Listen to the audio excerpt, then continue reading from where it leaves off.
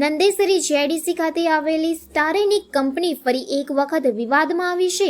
Hazard waste ભરેલો tempo Rajasthan તરફ જઈ રહ્યો હતો ત્યારે રસ્તામાંથી ઝેરી કેમિકલયુક્ત પાણી રોડ પર ઢોળાતા નજરે પડતા સ્થાનિકોમાં ચિંતા પ્રસરી ગઈ હતી.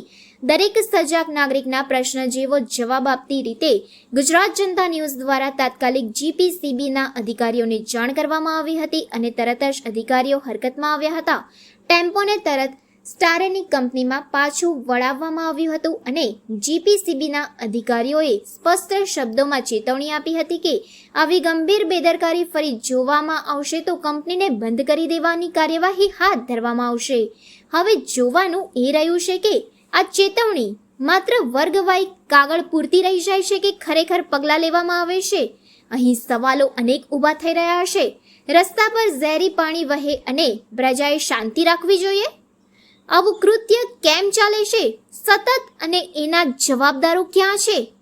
સરકાર અને તંત્ર ફક્ત નોટિસ આપે છે કે નિર્ણાયક પગલાં પણ લેશે? નંદેસરીની ઘટનાએ ફરી એક વાર સાબિત કર્યું છે કે ઉદ્યોગના પાછળ છુપાયેલું ઝેર આખા સમાજને ઝેરી બનાવી શકે છે.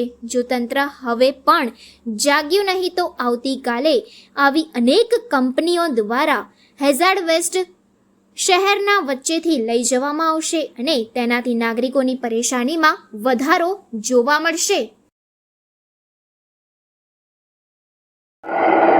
मोहसिन खान ये गाड़ी नंदेसरी जेडीसी स्टोनिक कंपनी से लोड किया है और राजस्थान में चित्तौड़गढ़ में जीपीएल कंपनी है वहाँ पे लेके जा रहा है. इसमें प्लेन चले से रबड़ का माल स्टैनिक्स.